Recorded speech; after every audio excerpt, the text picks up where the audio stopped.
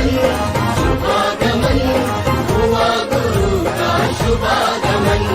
सुस्वागतम सुस्वागतम भक्त कहे गुरु सुस्वागतम।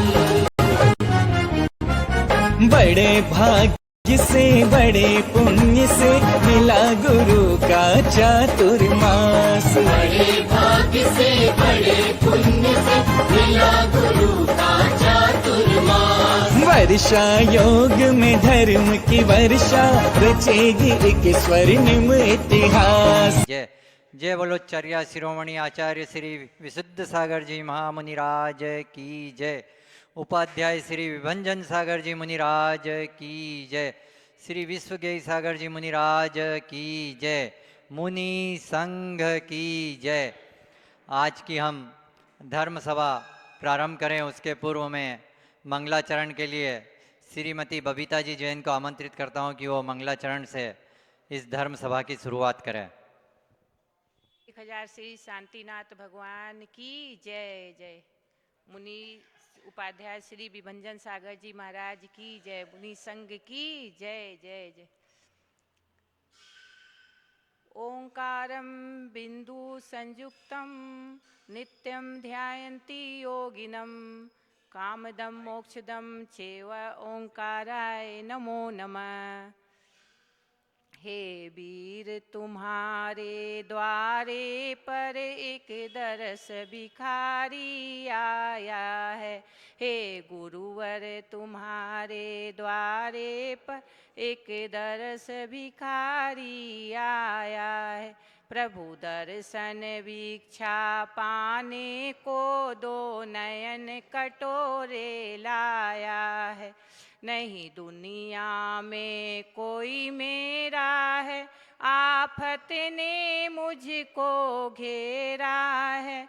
बस एक सहारा तेरा है, जग ने मुझको ठुकराया है। हे गुरुवर तुम्हारे द्वारे पर एक दरस भिखारी आया है। प्रभु दर भूल गई किताब में। हे भी गुरुवर तुम्हारे द्वारे पर देख दरस भिखारी आया है। मेरी इच्छा है तेरे दर्शन की, दुनिया से चित घबराया है। तुम में वीर गुरुवर तुम्हारे द्वारे पर एक दरस भिखारी आए। धन दौलत की कछु चाह नहीं, घर बार छूटे परवाह नहीं। अब तो तुम दर्शन दो मेरा भूल गई याद नहीं। बस तेरा ही एवं पाद प्रक्षालन के लिए श्री वीरेंद्र जी जैन और श्रेणिक जी गंगवाल को आमंत्रित करता हूं कि वो दीप प्रज्वलन एवं पाद प्रक्षालन करें। ज्योति जलाते चलो, ज्ञान की गंगा बहाते चलो। ज्योति से ज्योति जलाते चलो, ज्ञान की गंगा बहाते चलो।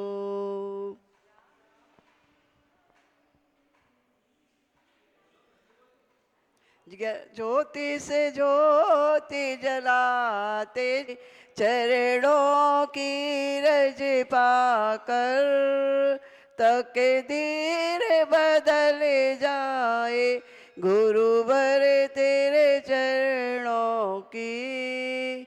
मुझे धूल जो मिल जाए, तकदीर बदल जाए। मैया जन्म में दुख मिट दो, जन्म में दुख मिट दो, मरण दुख मिट दो। जिनवाणी जग मैया जन्म में दुख मिट दो। केसीमल जी सेनापति की पुण्यतिथि है।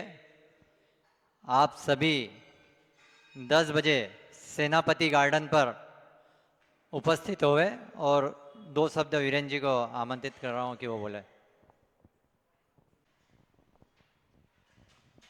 आध्यात्म योगी गुरुवर विभंजन सागर जी महाराज के श्री चरणों में शत शत वंदन नमन करते हुए सभी को जय जिनेन्द्र।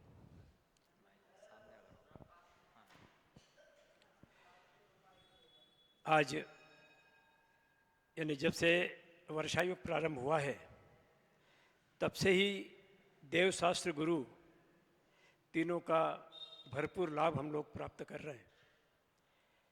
ऐसा संयोग कई सालों बाद मिला है कि ऐसे गुरुवर जिन्होंने धर्म के क्षेत्र में एक धार्मिक क्रांति ला दी, नई जागृति ला दी, एक नई विचारधारा को जन्म दे दिया और विभिन्न अनुष्ठानों के माध्यम से गुरुदेव ने, केवल समाज की बात नहीं कर रहा हूँ, पूरे धार शहर में चर्चा का विषय है कि यार गुरुदेव निरंतर कार्यक्रम की ओर अग्रसर है, नए नए कार्यक्रम को करा रहे हैं और गुरुदेव सहज और सरल और सौम्य ऐसे गुरुवर पाकर हम धार समाज धन्य हैं।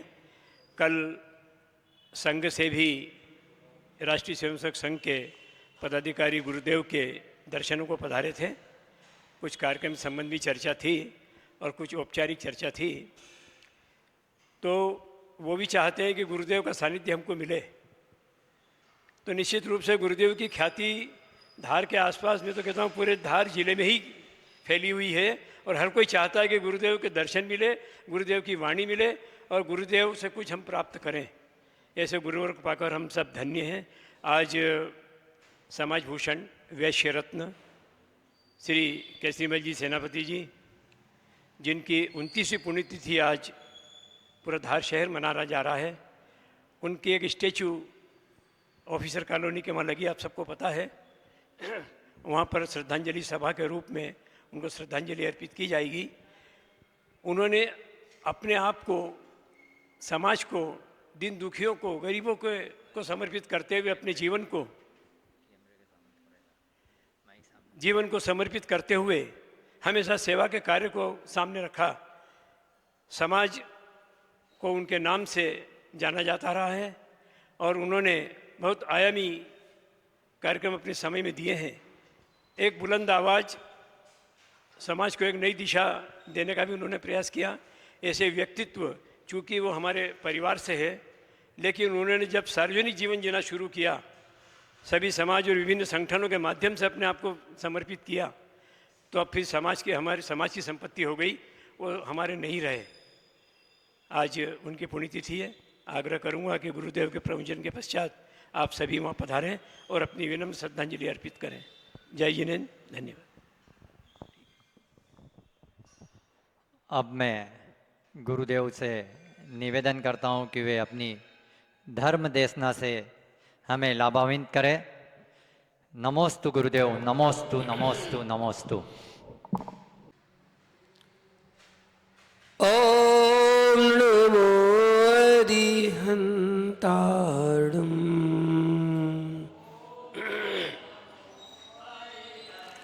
ओम नमो श्री सिद्धाणम्।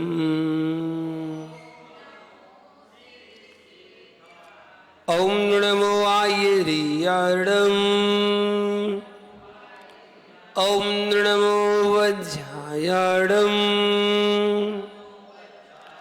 ओम नमो लोये सवे साहूणम्।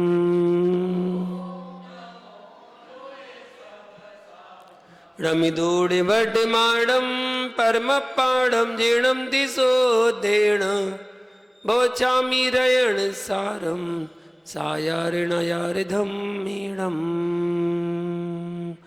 जय बोलो नंदानंद सद्वरमेष्ठी भगवान की, आचार्य भगवान कुंद कुंद स्वामी की, आचार्य गुरु विराग सागर जी महामणि राज की, चर्या श्रोणी आचार्य श्री विशुद्ध सागर जी महामणि राज की, अहिंसा में विश्व धर्म की।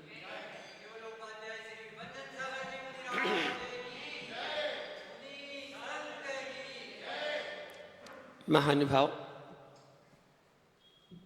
रणिसार ग्रंथ की वाचना चल रही है। 73 गाथा अपनी पूर्ण हुई। अंतिम गाथा में हमने जाना था कि भाव शून्य क्रिया से क्या लाभ। क्रियाएं कर रहे हैं, अगर भाव रहे थे तो वो क्या लाभ, कोई लाभ देने वाली नहीं है। जाप जप तप पूजा पाठ कुछ भी कर लेना, सब क्रियाओं में भाव होना चाहिए। और ये तो धार्मिक दृष्टिकोण है।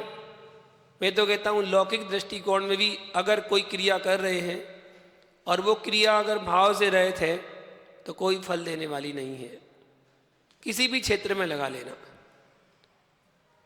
आज अपने यहाँ स्वतंत्रता सेनानी जो थे उनकी पुण्यतिथि का अवसर है।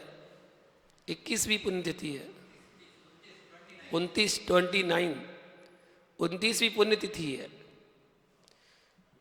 समय समय पर हमारी जैन श्रावकों ने भी स्वतंत्रता सेनानी में बहुत सहयोग प्रदान किया। किसी ने आर्थिक सहयोग किया, धन से सहयोग किया, तो किसी ने तन से सहयोग किया, तो किसी ने मन से सहयोग किया। कहीं ना कहीं किसी अपेक्षा से जैनों का भी सहयोग योगदान रहा स्वतंत्रता सेनानियों में। कुछ स्वतंत्रता सेनानी स्वयं बने, आंदोलन में भी हिस्सा लिया, राजनीति में भी आए। बहुत से ऐसे नाम पढ़ने में, सुनने में, देखने में आते हैं जिन्होंने अपने देश के लिए बहुत कुछ किया है, किया था और आगे भी करते रहेंगे। जैनों का योगदान देश की उन्नति, विकास, प्रगति के लिए बहुत रहा है। आज भी अगर देखा जाए तो अभी टैक्स का सिस्टम चल रहा है। कल शायद लास्ट डेट थी टैक्स भरने की। अगर उसमें देखा जाए तो जैनों का सहयोग सबसे बड़ा योगदान कहलाता है। पूरे देश में जितना टैक्स इकट्ठा होता है सरकार के पास, उसमें से केवल 25% टैक्स तो केवल जैनों की तरफ से इकट्ठा होता है। जैनी लोग इतना टैक्स भरते हैं कि पूरी भारत की जनसंख्या एक तरफ, पूरी भारत की जनसंख्या 75% टैक्स भरती है, तो केवल जैनों की जनसंख्या 25% टैक्स भरती है। इतना योगदान जैनियों का सरकार के लिए रहता है। और क्षेत्र चाहे कोई भी हो, हर क्षेत्र में जैनियों का सहयोग रहता ही है देश की उन्नति, प्रगति, विकास के लिए। उन स्वतंत्रता सेनानी ने भी देश की जो आज़ादी के लिए आदि जो सहयोग किए वो भी सराहनीय है। आज उनके परिवारजन मौजूद हैं लेकिन वो नहीं है, तो उनकी स्मृति, उनका स्मरण, उनका ध्यान करा देती है कि वो क्या थे, कैसे थे, उनकी क्या क्रियाचर्या थी, वो ध्यान कराती है। लौकिक काम किया, वो लौकिक काम करके भी अपना नाम अमर कर गए। वो तो चले गए लेकिन आज भी उनका नाम लिया जा रहा है। चौराहे पर उनका स्टैचू बनाया गया है, उनकी स्मृति में बनाया गया है। तो लौकिक कार्य करने में भी नाम होता है, लेकिन वो लौकिक क्रिया भाव से की गई हो तभी वो आपको सराहनीय है। अगर वो केवल अपने नाम ख्याति के लिए की गई हो तो वो कुछ प्राप्त कराने वाली नहीं है, ना ही सफलता दिलाने वाली है। तो हमारा धर्म यही कहता है कि कोई भी क्रिया हो, चाहे वो लौकिक क्रिया हो चाहे धार्मिक क्रिया हो, भावों से करना चाहिए। अगर भाव रहित क्रिया करेंगे तो फल की प्राप्ति होने वाली नहीं है। आचार्य भगवान कुंद कुंज स्वामी यहाँ रेणसार ग्रंथ में अगली गाथा में 74 नंबर गाथा में अज्ञानी और विषयासक्त जीवों की दशा बता रहे हैं। जो अज्ञानी है और जो विषयों में आसक्त है, ऐसे जीवों की क्या दशा होती है, उसके लिए आचार्य गाथा कहते हैं बत्थु समग्गो मूढ़ो लोही लभई बलम जा पच्छा अन्नाणी जो विषया सत्तो लहिता चेव।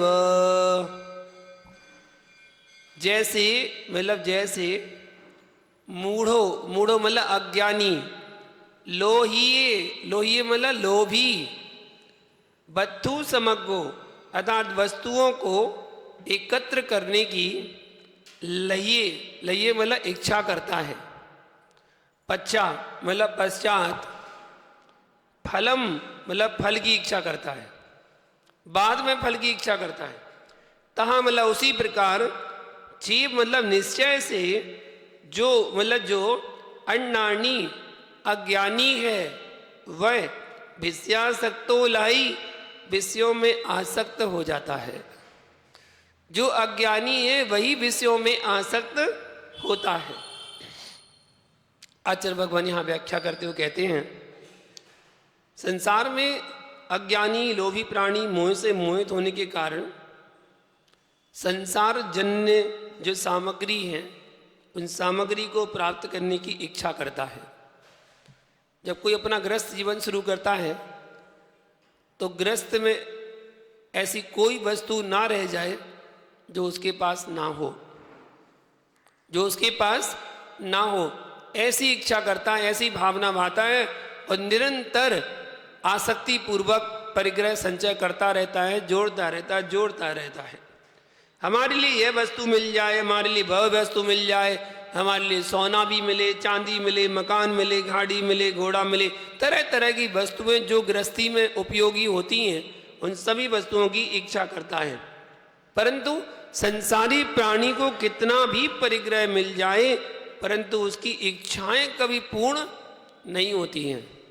इच्छाएं असीमित हैं, तमन्नाएं आरजुआ बहुत अधिक हैं, असीमित हैं, जिसकी कोई सीमा नहीं है। इतनी है जब अपनी इच्छाओं को कभी पूर्ण नहीं कर पाता है, वह कभी तृप्त नहीं होता है, कभी तृप्त नहीं होता अपनी इच्छाओं से।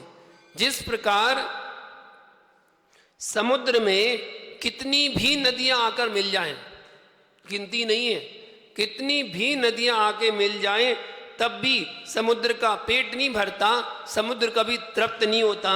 अग्नि में कितना भी ईंधन डाल दो, कितनी भी प्रकार का डाल दो, चाहे लकड़ी डालो, चाहे कंडे डालो, चाहे कपड़े डालो, चाहे प्लास्टिक डालो, आप कुछ भी डालो, अग्नि कभी तृप्त नहीं होती कि बस अब नहीं चाहिए।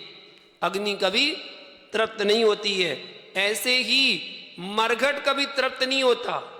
मरघट कितने भी मुर्दे आ जाएं, उन मुर्दे को जल जाते हैं, मरघट कभी तृप्त नहीं होता है। उसी प्रकार लोभी प्राणी को कितना भी धन मिल जाए वह कभी तृप्त नहीं होता, कभी तृप्त नहीं होता। सागर नदियों से तृप्त नहीं होता, अग्नि ईंधन से तृप्त नहीं होती, और साथ ही मरघट मुर्दों से तृप्त नहीं होता। वैसे लोभी लोग धन से कभी तृप्त नहीं होते हैं, उन्हें तो जितना मिल जाए उतना ही कम है। जबकि हमारा धर्म कहता है, आगम कहता है कि जीवन में खुश रहना चाहते हो तो सूत्र को याद रखो कि जो मिला है, जो प्राप्त है वो पर्याप्त है। बस इतना सा सूत्र मन में चिंतन करो, कभी लोभ लालच नहीं आएगी।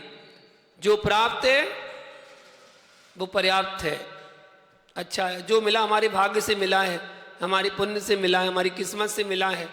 भाग्य से अधिक, किस्मत से ज़्यादा कभी किसी को नहीं मिलता। कभी ना मिला है ना कभी मिलेगा, किसी को नहीं मिलता। जितना अपना भाग होगा उतना ही मिलेगा। इसलिए जरूरत से ज़्यादा इकट्ठे करने की कोशिश मत करो। सोचता कुछ है आदमी, होता कुछ है। अगर भाग्य में नहीं है तो सोचता कुछ है, करता कुछ है, होता कुछ और ही है। सोचा गया, निर्णय लिया गया था कि प्रातः काल की बेला में शुभ मुहूर्त में राम को सिंहासन पर बिठाला जाएगा और अयोध्या का राजा बनाया जाएगा। ये निर्णय लिया गया था, सोचा था, सबको खुशियां थी, लेकिन होने को कुछ और ही मंजूर था, कुछ और ही होना था। प्रातः काल की बेला आई और जो राज्य में राजा बनने वाले थे वो वनवासी बन गए, वन को चले गए। तो भाग्य से ज़्यादा कभी किसी को ना मिला है, ना समय के पहले कभी किसी को मिला है, ना मिलता है, ना मिलेगा। आएगा। अब व्यक्ति इतना परेशान हो जाता है कभी कभी अपनी परेशानियों से कि वो सोचता है कि कब आएगा, समय कब आएगा, अच्छे दिन कब आएंगे। सभी लोग गाना गाते हैं अच्छे दिन आएंगे, अच्छे दिन आएंगे, लेकिन इंतजार करते करते सारी उम्र निकल जाती है, वो अच्छे दिन देखने को नहीं मिलते कि अच्छे दिन हैं कौन से। क्यों? क्योंकि इच्छाएं असीमित है, इच्छाएं असीमित है। अगर इच्छाएं सीमित हो जाएं और वह व्यक्ति अपने से नीचे वालों को देखना प्रारंभ कर दे तो वह तृप्त हो जाएगा। वो अपने से ऊपर वाले को देखता है तो वो कहता है उसके पास ये है, उसके पास ये है, मेरे पास क्यों नहीं है। इसलिए दुखी होता है, परेशान होता है, उसे अच्छे दिन नजर नहीं आते हैं। अगर वो ये देखे, अपने से नीचे वाले को देखे, तो उसे अपने अच्छे दिन नजर आ जाएंगे। कैसे? एक गरीब झोपड़ी में रहता है, कुटिया में रहता है और किराए के मकान में रहता है। तुम्हारे पास खुद का मकान तो है, खुद का मकान तो है, किराया तो नहीं देना पड़ रहा, झोपड़पट्टी तो नहीं है, पक्का मकान बना हुआ है, अपना खुद का मकान है। संतुष्ट रहो, खुश हो जाओ। एक व्यक्ति किराए की दुकान पे अपना व्यापार कर रहा है, आपके पास खुद की दुकान है, आप खुश हो जाओ, कम से कम खुद की दुकान तो है हमारी, इतने में खुश हो जाओ। नीचे वाला व्यक्ति को देखो, आप एक स्कूटर पर चलता है, उसके पास स्कूटर है, आपके पास कम से कम गाड़ी तो है, 4 व्हीलर तो है, आप उससे खुश हो जाओ। आप ये मत देखो कि मेरे पास प्लेन क्यों नहीं है, मेरे पास प्लेन क्यों नहीं है। आप ये देखो ना, उसके पास स्कूटर है, मेरे पास तो 4 व्हीलर है, संतुष्ट हो जाओ। जब आप अपने से नीचे वाले को देखेंगे तो आप संतुष्ट हो जाएंगे, तृप्त हो जाएंगे, आपकी कोई इच्छा नहीं रहेगी। लोभी व्यक्ति की इच्छाएं होती हैं, लोभ कसाएं इच्छाओं को पैदा करती है। वो कहता और मिल जाए, जितना है उसमें से और मिल जाए। बताओ, समुद्र में पानी की कमी थोड़ी होती है, कभी नहीं होती है, निरंतर पानी उसमें बह रहा रहता है, तब भी वो सोचता है और मिल जाए, और मिल जाए, आने दो, आने दो। दूसरी बात यह कि आज तक कोई अपनी इच्छा को पूरी भी नहीं कर पाया। आज तक कोई भी अपनी इच्छा को पूरी करके नहीं मरा। हर प्राणी की इच्छाएं अधूरी रही, हर प्राणी की इच्छाएं अधूरी ही रही। 3 खंड का अधिपति रावण तड़प तड़प कर मर गया, परंतु अपनी इच्छा की पूर्ति नहीं कर पाया। जो उसकी इच्छा थी वो अपनी इच्छा की पूर्ति तो नहीं कर पाया, मर गया, लेकिन इच्छा की पूर्ति नहीं कर पाया। वो भरत चक्रवर्ती मोक्ष हो गया, मोक्ष हो गया, परंतु जीते जी बाहुबली को नहीं जीत पाए। जीते जी बाहुबली को हरा नहीं पाए, बाहुबली से जीत नहीं पाए। उनकी इच्छा अधूरी रह गई, इच्छा पूर्ण नहीं हो पाई, दोनों का मोक्ष हो गया। ये संसार ऐसा ही है। परंतु फिर भी ये अज्ञानी व्यक्ति अज्ञान के कारण, मोही व्यक्ति मोह के कारण, लोभी व्यक्ति लोभ के कारण, रागी व्यक्ति राग के कारण इस संसार को समझ नहीं पाते। ये संसार कैसा है, और जब संसार को समझ नहीं पाते तब इसी संसार में जन्म मरण करते रहते हैं, और जन्म मरण करते करते दुख और कष्टों को भोगते रहते हैं। संसार की सामग्री के इच्छाल प्राणी जो इच्छा करने वाले हैं वो मृगचरी का जैसे भटक भटक के अपने प्राणों का त्याग कर देते हैं।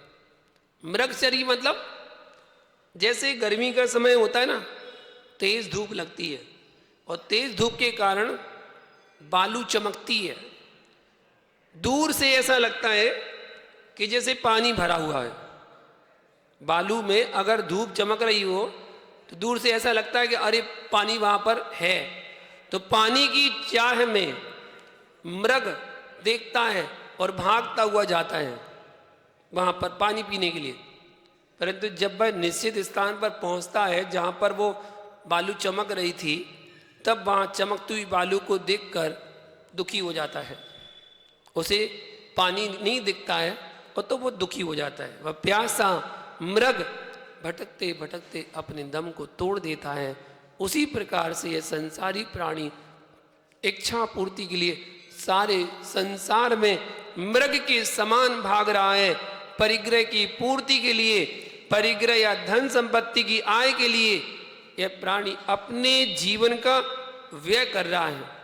एक एक समय, एक एक मिनट, एक एक घंटा अपने जीवन का निकलता जा रहा है केवल परिग्रह संचय करने के लिए, निरंतर जा रहा है। इसके बाद भी इच्छाओं की पूर्ति नहीं कर पाता है।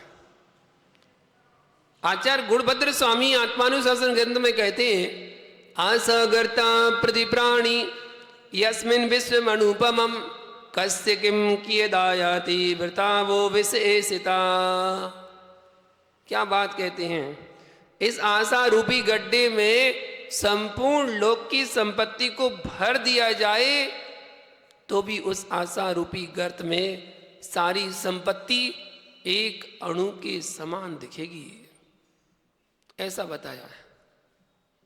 बताओ, मैं कल सोच रहा था, चिंतन कर रहा था, कैसे श्रावक लोग कितनी मेहनत करके पैसा कमाते हैं, दिन दिन रात लगे रहते हैं, सुबह से शाम, शाम से रात, दिन देखें ना रात देखें, बस पैसा कमाते हैं। कितनी मेहनत करते हैं, कितनी मेहनत करते हैं।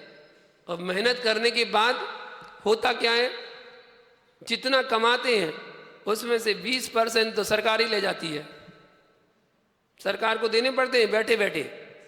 तुम्हें कुछ नहीं करना, उन्हें कुछ नहीं करना सरकार को। उल्टा वो तुम्हारे पास लेने नहीं आएंगे, तुम्हें जाना पड़ेगा उनको देने। भैया ले लो, लो, अगर नहीं देंगे तो पेनल्टी लग जाएगी। एक दिन की 1.5 लाख पेमेंट ही। एक दिन अगर नहीं भर पाए, लेट हो गए तो 1.5 लाख रुपए पेनल्टी है। कौन से की? कौन सा टैक्स? Income tax. इतना टैक्स होता है, इतना टैक्स होता है। इनकम टैक्स दो, सेल टैक्स दो, हाउस टैक्स दो, जीएसटी दो। कल ही भर के आए ना? हाँ, सबने भरा कल। वो लास्ट दिन का इंतजार करते हैं ना लोग कि लास्ट दिन भरेंगे। जब जिस दिन डेट खुलती है उस दिन से नहीं भरेंगे, लास्ट दिन आएगा तभी लाइन लगा के भागेंगे कि 5 बजे के पहले पहले भरना है बोले, वरना दिक्कत हो जाएगी, पेनल्टी लग जाएगी। तो फिर भागो। कमाता व्यक्ति कितना मेहनत से है, कितनी मेहनत से कमाता है। लेकिन मेरी एक बात समझ में, इसी बात पर चिंतन कर रहा था, इतनी मेहनत करते क्यों हो? किस लिए करती हो? केवल इच्छाओं की पूर्ति करने के लिए, अपनी इच्छाओं का गड्ढा भरने के लिए? भर पाते नहीं हैं। इच्छाओं का गड्ढा भरने के लिए तो करते, इतना मिल जाए और मिल जाए, और पैसा मिल जाए और मिल जाए। बस लोभ लालच में जोड़ जोड़ के पैसे जोड़ने के चक्कर में। और मुझे कल पता चला कि व्यक्ति का हाथ टूट जाए चलेगा, बस कागज ना गुम जाए। कागज पूरे चाहिए, अगर कागज पूरे नहीं मिले तो दिक्कत हो जाएगी। इतनी मेहनत करता है, पसीना बहाता है सरकार के लिए, पैसे जोड़ने के लिए। ये साल हो जाए तो 2-2, 2.5 लाख रुपए वहां पर टैक्स में दे के आ जाओ। अच्छा, एक बात और चिंतन किया मैंने कि व्यक्ति 2-2 लाख रुपए, 4 लाख रुपए, 5 लाख रुपए टैक्स में वहां पर दे देगा सरकार को फ्री के, जिससे कुछ नहीं मिलना। 1% रत्ती भर भी तुम्हें पुण्य नहीं मिलना, रत्ती भर भी। और वो 2 लाख रुपए अगर धर्म के कार्य में अगर तुम दान दोगे ना, वो नहीं छूटेंगे। वो 2 लाख रुपए जिससे तुम्हें बहुत सारा पुण्य मिलने वाला है, जिससे तुम्हें दान करने से पुण्य मिलेगा, वो पुण्य नहीं कमाना चाहते, वो यहां नहीं देना चाहते और वहां देना पड़ेगा। अगर तुम्हारी इच्छा नहीं भी हो ना तो देना पड़ेगा। अगर नहीं दोगे तो कभी भी रेट पड़ जाएगी। रेट पड़ जाएगी तो पहले तो 2 ही देने थे, अब 20 देना पड़ेंगे, सो दिक्कत। इसलिए वहां देना पड़ेगा। भैया जो वहां फ्री में देना पड़ रहे हैं, वो धर्म कार्यों में ऐसा काम करो ना कि जो हम वहां पर देना नहीं पड़े। ऐसे भी तो लोग हैं जिनको देना ही नहीं पड़ता, मुश्किल से 2-5 हज़ार रुपये देना पड़ता है। रुचि को कितने देने पड़े? बस ये तो साइन कराते हैं, बाकी भरना तो फर्ज को रहता है। हाँ, महिलाओं को तो पता ही नहीं होता कि कितना टैक्स उनका जाना है। तो पुरुष तो बस अपने साइन करवा लेते हैं, बोले साइन कर दो बस हो गया काम, बाकी तो हम कर लेंगे, देख लेंगे। ऐसा ही होता है। तो निरंतर इच्छाओं की अगर पूर्ति करना है तो वो कभी हो नहीं सकती हैं।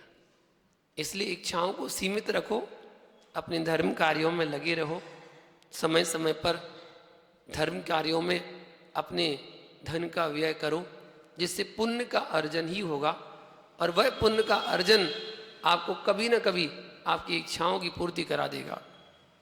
सबसे बड़ी इच्छा कोई है तो वो है मोक्ष जाने की इच्छा। और मोक्ष जाओगे पुण्य के उदय से, पुण्य मिलेगा दान धर्म करने से। क्रम सा चलता है सब कुछ। दान धर्म करोगे पुण्य की प्राप्ति होगी, पुण्य की प्राप्ति होगी, संयम को दान करोगे, कर्मों की निर्जरा होगी, मोक्ष हो जाओगे। क्रम सा ही होगा सब कुछ। अब सोचो, इच्छाएं तो इतनी हैं कि पूरा संपूर्ण विश्व भी मिल जाए तो राई बराबर दिखेगा। अब आप ही विचार करो, जब सारे संसार की संपत्ति भरने के बाद भी आशा रूपी गर्त नहीं भर सकता है, फिर भैया तुम क्यों उसकी तृष्णा से त्रस्त हो रहा है, क्यों दुख का बोझ ढो रहा है? सोचो, समझो और जागो। परंतु अज्ञान के पर्दे के कारण ज्ञान सूर्य प्रवेश नहीं कर पा रहा, जिसके कारण संग्रह वृत्ति में व्यक्ति लगा हुआ है और उसी संग्रह में आनंद मानता है। परिग्रह में आनंद मानना पाप के समान है। परिग्रह में आनंद मानना पाप का सम्मान है। पाप का सम्मान मनुष्य भाव का घोर अपमान है। अज्ञानी को इस बात का ज्ञान नहीं है, जिसके कारण से वो परिग्रह की प्रशंसा करता है।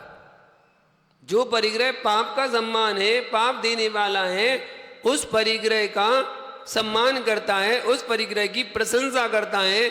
और जो परिग्रह की प्रशंसा करता है वह निश्चित रूप से पाप की प्रशंसा करता है, क्योंकि परिग्रह 5 पापों में एक मुख्य पाप कहता है। वह अज्ञानी प्राणी इच्छाओं की पूर्ति में लगा है, अपना कुछ भी भान नहीं है, सिर्फ धन की इच्छा, और बहुत संग्रह करता है, परंतु संपदा का भोग नहीं कर पाता।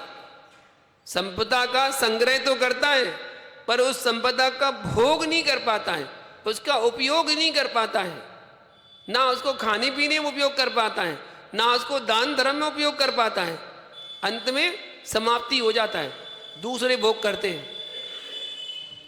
जो कमा रहा है वो भोग नहीं कर पाता, दूसरे ही उस संपदा का भोग करते हैं। अनेक कष्टों को सहन करके परिग्रह का संग्रह करता है, परंतु उसका भोग उपभोग नहीं कर पाता। दिन रात उसी परिग्रह की रक्षा करता है, परिग्रह की चिंता करता है। पहले धन कमाने में परेशानी, धन कमाया उसमें परेशानी, फिर धन कमा लिया तो उसकी रक्षा करने में परेशानी। अब रक्षा कैसे करें, कहाँ पर जमा करें? बैंक में जमा करेंगे तो वहाँ सबको पता चल जाएगा, घर में रखेंगे तो चोरी डकैती हो जाएगी, चोर ले जाएंगे। रखें कहाँ? तो उसकी रक्षा करने की टेंशन लो। पहले कमाने में टेंशन, फिर रक्षा करने में टेंशन, खर्च करने में टेंशन। अगर खर्च कर दिए तो कहाँ से आए पैसे? जमीन ले ली, कहाँ से लाए पैसे? जमीन कैसे ले ली? अगर कुछ अच्छा सा सोना चांदी खरीद लिया तो पैसा कहाँ से आया? पूरी डिटेल दो, पूरी डिटेल बतानी पड़ती, आय कहाँ से हुई है, तभी तो तुम व्यय कर रहे हो। आया कहाँ से? तो पहले कमाने में परेशानी टेंशन, और फिर उसकी रक्षा करने में, खर्च करने में टेंशन। सब जगह टेंशन ही टेंशन है। ये परिग्रह ऐसा ही है, जिस परिग्रह के निमित्त से पाप का संग्रह करता है और उसी पाप के कारण से मर करके नरक गति में जाता है। सो वहां टेंशन, वहां दुखों को झेलो। जिसकी वजह से नरक गति मिली सो वहां जाओ। वही संपदा, वही धन दुख का कारण बन जाता है, जिसे खून पसीना बहा करके कमाया था। इसी प्रकार से मिथ्या दृष्टि जीव व्रत संयम का पालन करता है, कठोर से कठोर तपस्या भी करता है, परंतु उसके फल से वह अपने संसार की वृद्धि करता है, संसार परंपरा को आगे बढ़ाता है, उसको कम नहीं करता, आगे बढ़ाता है। क्योंकि मिथ्यात्व से सहित किया गया तप और फल की इच्छा से किया गया त्याग संसार का कारण है। एक ने मुझसे पूछा, वो कोई व्रत लेने चाह रही थी, लेडीज थी, कोई व्रत उपवास लेना चाह रही थी, तो उपवास लेने के पहले पूछती है इसका फल क्या होगा, इसका फल क्या मिलेगा। लो, मतलब त्याग, ऐसा त्याग क्या काम का जो तुम फल की इच्छा रखो कि फल क्या मिलेगा। अगर तुम्हारी इच्छा है फल प्राप्त करने की तो त्याग करने का कोई फायदा ही नहीं है, वो त्याग कोई काम का ही नहीं है। कोई इच्छा नहीं होना चाहिए। आपको व्रत करना है करो, उपवास करना है, त्याग करना है करो, फल तो अपने आप मिल जाएगा। फल मांगने की इच्छा नहीं करना चाहिए, फल तो अपने आप मिलता ही है। जैसे हमारी तपस्या का फल हमारे लिए स्वर्ग मिले, या जो हम तपस्या कर रहे हैं उसके फल स्वरूप हमारे लिए अगले जन्म में अच्छा परिवार मिले, अच्छा खाने को मिले, अच्छा पीने को मिले, तरह तरह के भोग भोगने को मिले, इस प्रकार की इच्छा करना और इच्छा सहित तप नहीं कुतप कहलाता है। इसलिए कोई भी व्रत उपवास तप करो बिना इच्छा के, किसी प्रकार कोई इच्छा नहीं करना, क्योंकि हमारे आचार्यों ने कहा है इच्छा का निरोध करना ही सबसे बड़ा तप है। इच्छा निरोधस्तपः, भोग विलास की आकांक्षा सहित किया गया तप नियम से नरक गति का कारण बनता है, नरक गति में जाने का कारण बनेगा। मिथ्या दृष्टि का तप पाप का ही कारण है, वो पाप देने वाला ही है। इच्छा से तप उसी प्रकार का, जैसे राख के लिए चंदन की लकड़ी को जलाना। किसी को राख चाहिए तो बोले क्या करें, चंदन की लकड़ी रखी है, बोले जला दो, राख हो जाएगी। बर्तन मांजने थे, अब बर्तन मांजने की राख की जरूरत थी, तो उस राख को पाने के लिए अपनी अमूल्य लकड़ी जो चंदन की लकड़ी थी, जो तिलक लगाने के काम आती है, उस लकड़ी को उसने जला दिया और राख को प्राप्त करने के लिए। भैया तप करने के बाद फल की वह इच्छा करता है जिस प्राणी का सच्चा ज्ञान और सच्चा वैराग नहीं होता। जिसके लिए सच्चा वैराग होता है वह संसार सरी भोगों से विरक्त होता है, वैराग पूर्वक ही संयम का पालन करता है। वह प्राणी कभी तप करके प्रतिफल की इच्छा नहीं करता कि मैं ये तप कर रहा हूं तो मुझे ये फल मिले, कभी इच्छा नहीं करता। और यह भी सत्य है कि आगामी भोगों की इच्छा से तप करना या त्याग करना महापाप है। बोले हम तप करेंगे तो स्वर्ग के सुख भोगने मिलेंगे, वहां पर वैभव मिलेगा। अगर इस इच्छा को लेकर तप कर रहे हैं तो वो तप करना आपका पाप के अंतर्गत ही महापाप है, त्याग करना महापाप है। जिसको मिटाने के लिए तुमने तप को ग्रहण किया था और वही पाप का कारण बन गया, तो क्या मतलब, फिर क्या मतलब, उस तप से क्या प्रयोजन। उस तप करने से सिर्फ व्यर्थ का शरीर को कष्ट देना है, अपने शरीर को कृश करना है, बिना मतलब के घर परिवार को छोड़कर घर परिवार वालों का दिल दुखाना है, बिना मतलब के उनको कष्ट देना। इसलिए अज्ञान पूर्वक नहीं, ज्ञान पूर्वक तप करना चाहिए। जो प्राणी संसार में ये तो जानता है कि तपस्या करना श्रेष्ठ है, अच्छा है, बढ़िया है, परंतु उसे मानता नहीं है, यही सबसे बड़ी उसकी मूढ़ता है। ही आत्मन, तो सच्चा ज्ञान कर और सच्चा ध्यान करो, क्योंकि सच्चा ध्यान और सच्चा ज्ञान का फल सच्चा ही होता है। थोड़ा त्याग करो, जरूरत नहीं है ज्यादा त्याग करने की, आप थोड़ा त्याग करो लेकिन मन से करो। आप थोड़ा तप करो परंतु इच्छा से रहित होकर के करो। संयम की साधना अज्ञान से नहीं, ज्ञान पूर्वक करना चाहिए, क्योंकि ज्ञान पूर्वक की गई तपस्या हर एक समस्या का समाधान है, हर एक समस्या का हल है। सम्यक्त पूर्वक किया गया तप मोक्ष वरदान है, मोक्ष का वरदान। इसलिए जानो, समझो और उसका भाव पूर्वक आचरण करो, यही कल्याण का सम्यक और प्रशस्त मार्ग है। आगे कथन करते हुए फल कौन प्राप्त करता है उसकी व्याख्या आचार्य भगवान बता रहे हैं। फल कौन प्राप्त करता है? तो गाथा कहते हैं, बत्थु समगोड़ाणी सुपतदानी फलम जहां लहई, राण समगो विषय परिचतो लइचतः चेव। आचार्य भगवान कहते हैं, जैसे बत्थु समग्गो अर्थात समस्त पदार्थों की समग्रता से सहित, सुपात्र दानी अर्थात सुपात्रों को दान देने वाला, राणी मतलब ज्ञानी, फलम लाई फल को पाता है, तह चीव वैसे ही विषय परिचत्तो विषयों का त्यागी, ऋण समग्गो ज्ञान से युक्त ज्ञानी, लहजी फल को प्राप्त होता है। क्या कहते हैं गाथा में? जिस प्रकार से सभी प्रकार के पदार्थों से युक्त सुपात्र को भक्ति भाव से आहार दान देने वाला श्रावक महान फल को प्राप्त करता है, उसी प्रकार संसार के समस्त विषय भोगों से विरक्त ज्ञान से युक्त ज्ञानी फल को प्राप्त करता है। पुण्य कर्म के उदय से संपदा प्राप्त की है आपने। जो भी संपदा आपके पास है बिना पुण्य के उदय से नहीं मिली है। पाप के उदय से संपदा नहीं मिलती है, संपदा पुण्य के उदय से मिलती है। अच्छे कुल में जन्म लिया, पुण्य के उदय से ही जन्म लिया है। माता पिता का स्नेह प्यार मिला, पुण्य के उदय से मिला है। पत्नी बच्चों का मिलना सौभाग्य, वो भी पुण्य के उदय से मिला है।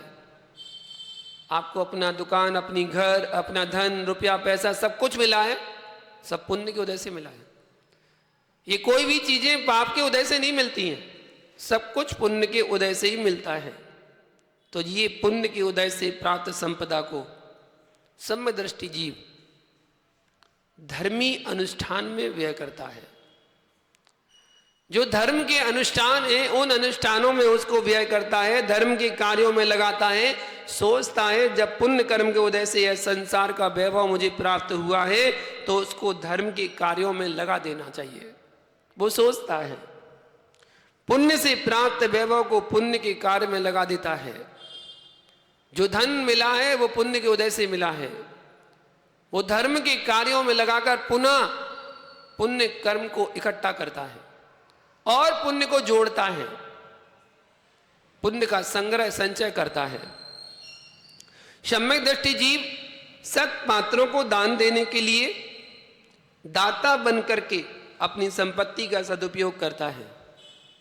सत पात्रों को सद्भावना से आहार दान देना, रोगी पीड़ित साधुजनों को समय अनुसार शुद्ध प्रासुक औषध दान देना, आवश्यकता पड़ने पर स्वाध्याय हेतु ज्ञान प्राप्ति के निमित्त से शास्त्र दान करना, शास्त्र छपवाना और संपूर्ण जीवों पर दयारूप भाव रखने के कारण से या जीव रक्षा में सदैव सतत तत्पर रहना, इसलिए अभय दान भी करता है।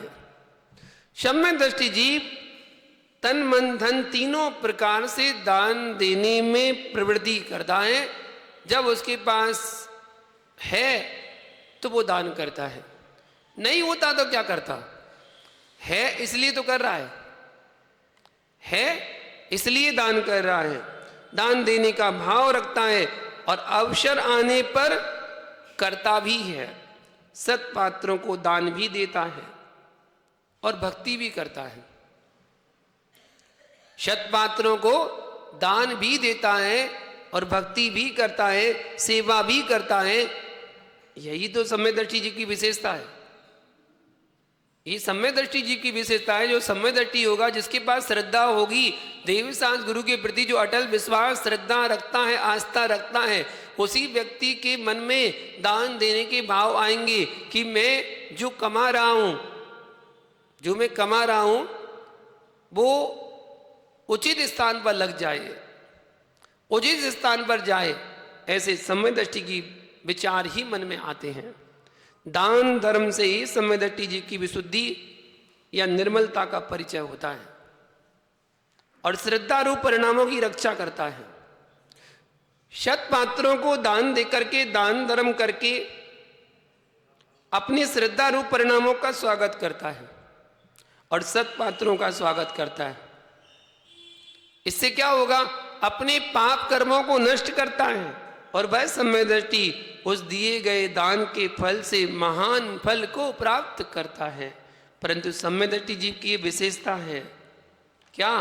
कि वह फल की इच्छा नहीं करता। सम्यक दृष्टि जीव की विशेषता है, कर रहा है लेकिन करने के बाद उसके फल की इच्छा नहीं करता कि मेरा नाम बोले, मेरा सम्मान हो, मेरी ख्याति फैले, लोग मुझे जाने, इसलिए मैं कर रहा हूं। नहीं, कुछ लोग ऐसे होते हैं जो पर्दे के पीछे रहकर काम करते हैं। उनका कोई नाम नहीं लेता किसी प्रकार का, लेकिन उनके बिना काम नहीं होता। उनके बिना काम नहीं होता लेकिन उनका कोई नाम नहीं लेता। आप देखो, पिक्चर देखते हो ना, मूवी देखते हो, तो मूवी में हिट हो गई, मूवी हिट हो गई, नाम किसका होता है? किसकी मूवी हिट हुई है? हीरो की। हीरो का नाम आता है ना, हीरो हीरोइन जो भी होंगे उनका नाम आ गया, उनका नाम हिट हो गया और उनको दुनिया जानती है, दुनिया जानने लगती है उनके लिए। ठीक है, वो पिक्चर बनाई किसने है? कि वो लास्ट में नंबरिंग में या शुरू में उसका नाम आ जाता है कि उसने प्रोड्यूसर है या जो है जिसने कहानी लिखी है, उसको कौन जानता है? बस केवल उसका नाम लिख दिया है कि उसने कहानी लिखी है। इनके तो चलो नाम भी आ गए, और जो सारी व्यवस्था बनाते हैं वो सेटअप तैयार करने वाले वर्कर, छोटे मोटे वर्कर जिनके बिना काम हो ही नहीं सकता, उनकी वजह से सारे सेटअप तैयार हो रहे हैं। उनको तो कोई पूछता भी नहीं है, कोई नाम भी नहीं लेता। तो ऐसे लोग भी हैं जो पर्दे के पीछे रहकर काम करते हैं, जिनका कोई नाम नहीं लेता। उन व्यक्तियों का भी ध्यान रहना चाहिए कि ऐसे व्यक्ति भी हैं और वो व्यक्ति नाम नहीं चाहते। ऐसे ही जो समाज के बीच में रहते हैं, समाज की क्रियाएं करते हैं, लेकिन नाम नहीं चाहते। जब सम्मान की बात आती है तो अपने आप पीछे भाग जाते हैं, कहीं हम दिख ना जाएं, और हम दिख गए कि हमारा नाम बोल देंगे, वो आना नहीं चाहते। ऐसे भी लोग हैं। बड़े ही योग्य व्यक्ति होते हैं वो, बड़े ही प्रशंसनीय व्यक्ति होते हैं वो, जो पर्दे के पीछे रहकर हर कार्य में अपना सहयोग करते हैं। वरना ऐसे भी लोग हैं जो 100 रुपए दान करते हैं तो अपना नाम चाहते हैं, हमारा नाम जरूर बोल देना, हमारा नाम जरूर बोल देना कि हमने दान दिया है। कुछ लोग तो ऐसे होते हैं, गुप्त दान देते हैं, और गुप्त दान देके कहते बोल दियो गुप्त दान का, जरूर बोल देना इतना पैसा गुप्त दान में दिया। अच्छा, तुमने गुप्त दान में दिया तो बोलना क्या है? फिर क्यों बुलवाना चाहते हो कि गुप्त दान में पैसा आया? तुमने तो दे दिया ना गुप्त दान में। ऐसे भी है, तो वो दान देकर नाम चाहते हैं, इसलिए फल को प्राप्त नहीं कर पाते हैं। और जो दान देता है और फल की इच्छा नहीं करता है, उसको फल स्वतः अपने आप मिल जाता है, और छोटा मोटा नहीं, महान फल को प्राप्त करता है। अपेक्षा से रहित होकर के आहार दान देता है, अपेक्षा से रहित होकर के सेवा करता है, अपेक्षा से रहित होकर के संपदा का सदुपयोग करता है। सम्यक दृष्टि जीव यह सोचता है हमारे लिए पुण्य कर्म के उदय से यह समस्त वैभव प्राप्त हुआ है, क्यों ना इसका सदुपयोग कर लिया जाए। अगर नहीं होता तो कहां से दान करते? पुण्य की उदय से मिला है ना, तो क्यों ना उसका सदुपयोग कर लिया जाए। ना कुछ साथ में लाए हैं थे और ना कुछ साथ में लेके जाएंगे, सबका सब यहीं पड़ा रह जाएगा। यह सोचकर भाव विभोर होकर के, मन से हर्षित होकर के, प्रमुदित होकर के, सद्भावना से युक्त होकर के, स्वार्थ से रहित होकर के, सौ पर उपकार के लिए अपनी वस्तु का अपने हाथों से विनय पूर्वक विनम्र भाव से दान आदि करता है। आहार दान, औषध दान, अवय दान, ज्ञान दान, उसी आहार दान के फल से महान फल को प्राप्त करता है। क्योंकि नीतिकारों ने कहा है सदैव अच्छे कार्य का फल अच्छा ही होता है। अच्छे भाव से किया गया कार्य सदैव सफलता प्रदान करता है। इसलिए सदैव सत्पात्रों को दान दो, सेवा करो और अपने कर्तव्य, अपने धर्म का विधिवत पालन करो। विधि पूर्वक किया गया कार्य महान निधि को प्रदान करने वाला होता है। इसलिए विधिवत छुआरा बना दिया। छुआरा सूख के बिल्कुल ऐसा हो गया कि इतना कड़ा हो गया कोई काम का नहीं बचा। सोचो, इन्हीं भोगों के कारण से आदमी मरण को प्राप्त हो जाता है, परंतु सच्चे सुख को प्राप्त नहीं करता। इसी कारण से ज्ञानी जीव वस्तु स्थिति को जान करके, भोगों को दुख का कारण जान करके उन्हें छोड़ देता है। ऐसा ज्ञानी चारित्र को धारण करके विशेष तपस्या करते हैं। तपस्या के बल पर कर्मों का क्षय करते हैं और कर्मों का क्षय करके मोक्ष पद को प्राप्त करते हैं। फिर संसार में द्वारा जन्म मरण नहीं करते, आत्मा के अतीन्द्रिय आनंद को प्राप्त करते हैं और अक्षय सुख का अनुभव करके शाश्वत सुख में रमण करते हैं। यदि ज्ञान और संयम का फल है तो वो है विषयों से विरक्ति हो जाना, संसार का अंत हो जाना। इसलिए आत्मन ज्ञान का सही उपयोग करके आत्मा का कल्याण करना चाहिए, क्योंकि यह मनुष्य जीवन का सार है ज्ञान। आचार्य भगवान कुंद कुंद स्वामी ने कहा है दर्शन पावड़ ग्रंथ में, ऋणाणम नरस्य सारो सारो भी नरस्य वही सम्मतम सम्मत्ताओ चरणम चरणाओ होई ऋब्बाड़म।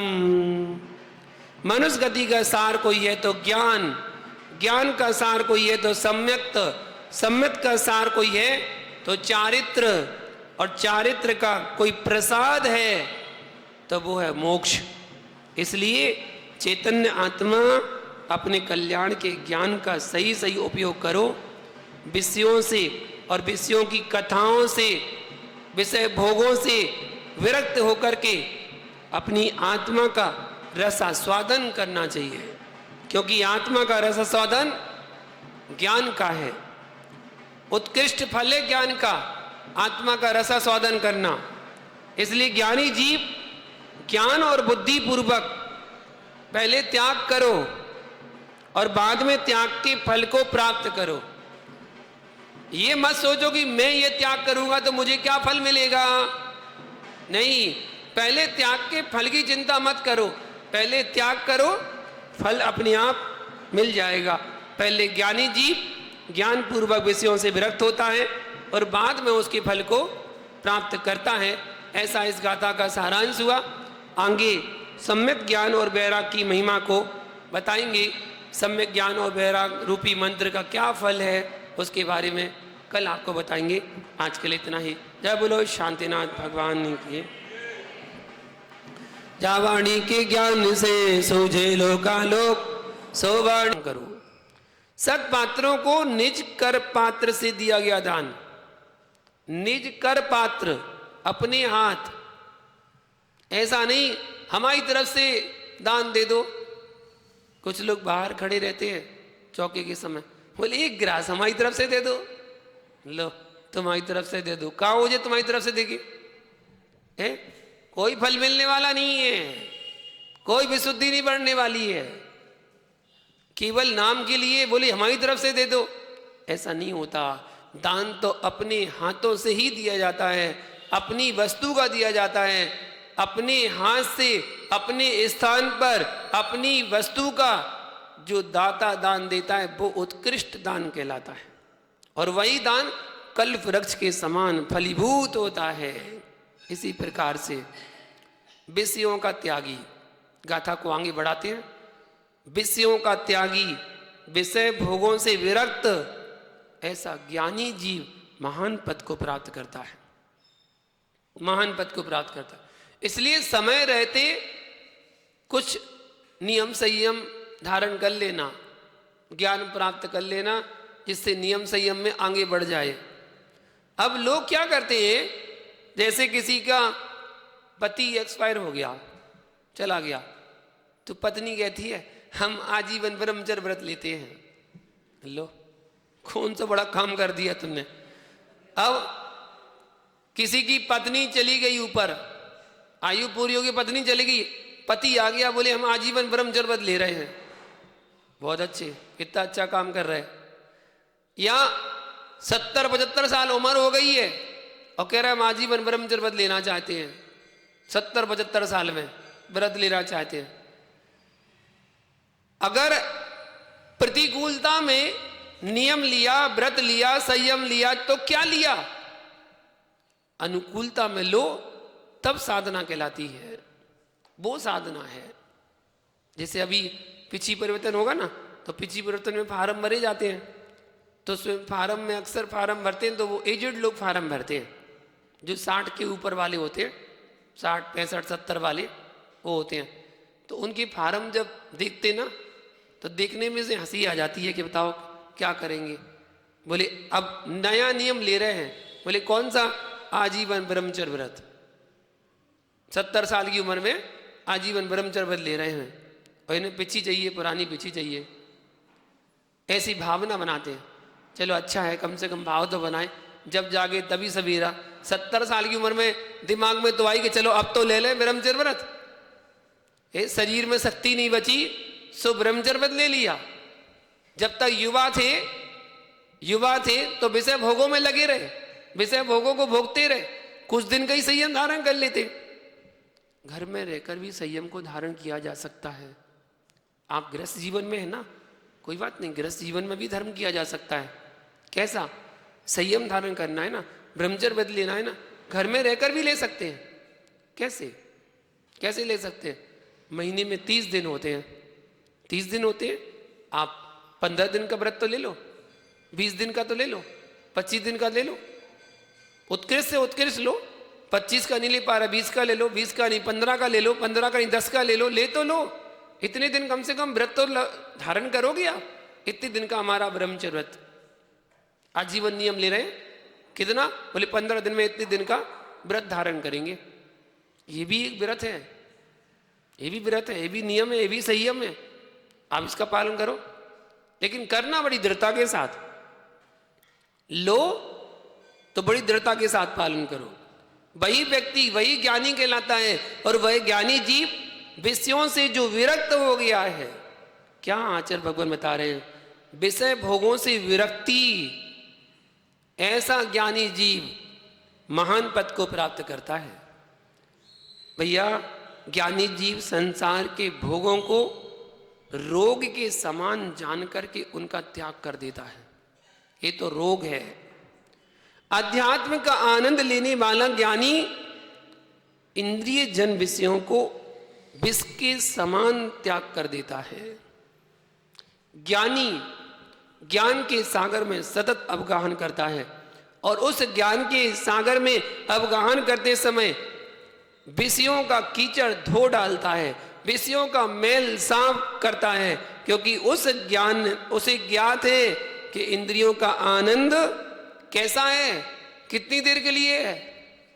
ये तो आप भी समझते हैं ना, इंद्रियों का आनंद कितनी देर के लिए है? क्षण भर के लिए, ओनली क्षण भर के लिए। मीठा खाते हो ना, कैसा लगता है? बहुत अच्छा। कितनी देर के लिए? जब तक वो आपकी जिह्वा पर है, बस। जब तक वो आपकी जिह्वा पर है तब तक ही आनंद आता है उस मीठे खाने का। और जैसे ही वो जिह्वा से नीचे उतरा, कंठ से नीचे गया, सब आनंद गया। अब काहे का आनंद? ना वहां पर मीठा है, ना खट्टा है, ना कड़वा है, ना चरपरा है, कुछ भी नहीं है। यहां से उतरा, कितनी कड़वी से कड़वी दवाई हो वो यहीं तक कड़वी लगती है, और जैसे ही वो गले से नीचे उतरी, काहे की कड़वाहट? अंदर कोई कड़वाहट नहीं है। अंदर तो वो कड़वी दवाई अपना काम ही करेगी। उसका काम है रोगों को समन करना, रोगों को शांत करना। वो अपना काम शुरू कर देगी। फिर तो बड़ी उसकी तारीफ करोगे, अरे भैया डॉक्टर साहब ने बहुत अच्छी दवाई दी थी, एक खुराक में काम कर गई, एक खुराक में मैं तो बिल्कुल ठीक हो गया। जब खा रहे थे तब इतनी कड़वी दवाई, डॉक्टर ने इतनी कड़वी दवाई दी, तब कड़वी लग रही थी। अंदर जाके उसने अपना काम कर दिया। क्षणिक इंद्रिय सुख कोई भी हो वो क्षणिक ही होता है। बताइए, बहुत तेज गर्मी लग रही है और एक बर्फ का टुकड़ा आपके हाथ में रख दिया जाए, कैसा लगता है? बहुत गर्मी है और एक बर्फ का टुकड़ा हाथ में रख दो, कैसा लगता है? राहत मिल गई भाई, सच में इतनी तपन हो रही थी, पूरा शरीर तप रहा था, बिल्कुल ठंडक मिल गई, आराम हो गया। कितनी देर के लिए? क्षणिक। जब वो ज्यादा देर तक रखे रहोगे ना तो वही आपको तुरंत छोड़ने पर मजबूर कर देगा, तुरंत छोड़ना पड़ेगा। कोई भी इंद्रिय सुख लगा लेना, चाहे वो देखने का हो, चाहे सूंघने का हो, चाहे वो सुनने का हो, चाहे चखने का हो, चाहे स्पर्श करने का हो, इंद्रिय सुख कोई भी हो, उसका आनंद क्षणिक ही होता है, क्षणिक होता है।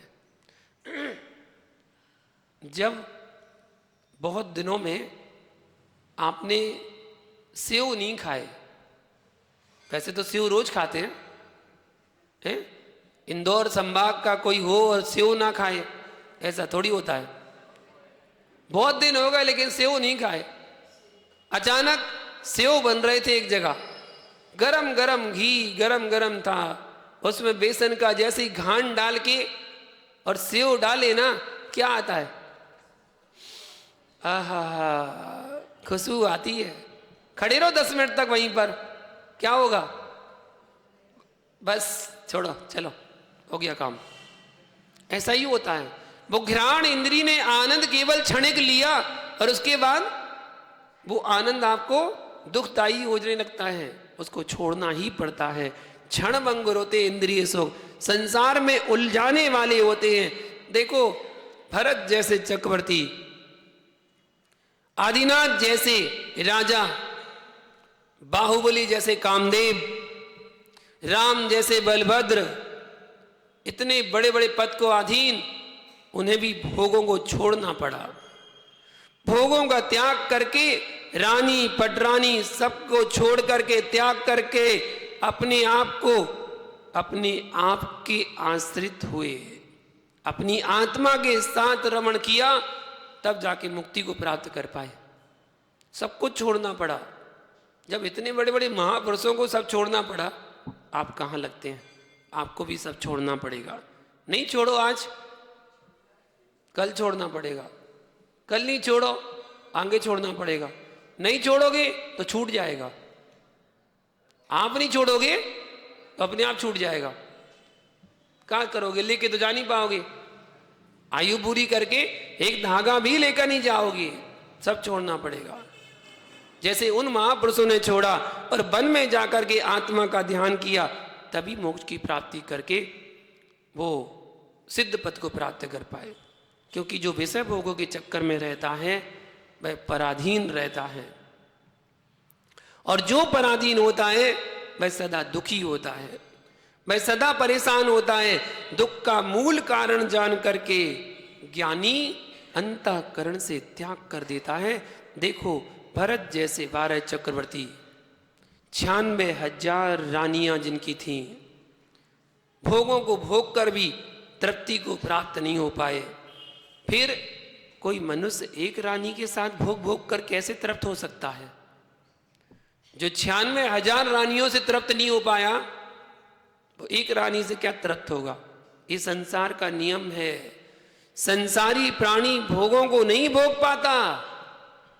अच्छे से समझना, संसारी प्राणी भोगों को नहीं भोग पाता, अपितु भोग ही उसे भोग लेते हैं, भोग ही उसे भोग लेते हैं। उसका शरीर पूरा जीर्ण शीर्ण कर देते हैं, हाथ पैर बिल्कुल कमजोर कर देंगे, दांत टूट जाएंगे, आंखों से दिखना बंद हो जाएगा, कानों से सुनना बंद हो जाएगा, हाथ से कोई वस्तु नहीं उठा पाओगे, पैर से चल नहीं पाओगे। लेकिन फिर भी क्या करें, बोले दांत टूट गए हैं, आंखों से दिखना कम हो गया है, कानों से सुनना कम हो गया है, हाथ अगरबत्ती हो गए हैं, पैर मोमबत्ती हो गए हैं, फिर भी कहता हम किसी से कम नहीं है, लड़ने को तैयार हो जाता। भोगों ने भोग लिया, वो सोच रहा था कि हम भोगों को भोग रहे हैं, वो सोच रहा था कि हम भोगों को भोग रहे हैं, नहीं उल्टा चल रहा था, भोग तुम्हें भोग रहे थे, भोगों ने तुम्हें भोग लिया। अच्छे खासे हट्टे कट्टे बिल्कुल खजूर जैसे लगते थे, अब छुआरा बन गए। युवा अवस्था थी, बढ़िया खजूर जैसे चमकते थे, खजूर चमकता है ना, शाइनिंग मारता है, खजूर जैसे चमकते थे, लेकिन उन भोगों ने भोग भोग कर तो जपो दिन रेन जो तेरी शरणा गए सो पावे सुख चैन, दे बजो अरिहंत गो गुरु सेवा निर्ग्रंथ, दया धर्म पालो सदा यही मोक्ष का पन, धर्म करत संसार सुख धर्म करत निर्वाण, धर्म पंथ साधे बिना नर तेरे अंत्य समान। सभी लोग बैठकर जिनवाणी को नमस्कार कर 9 बार नमकार मंत्र का जाप करेंगे।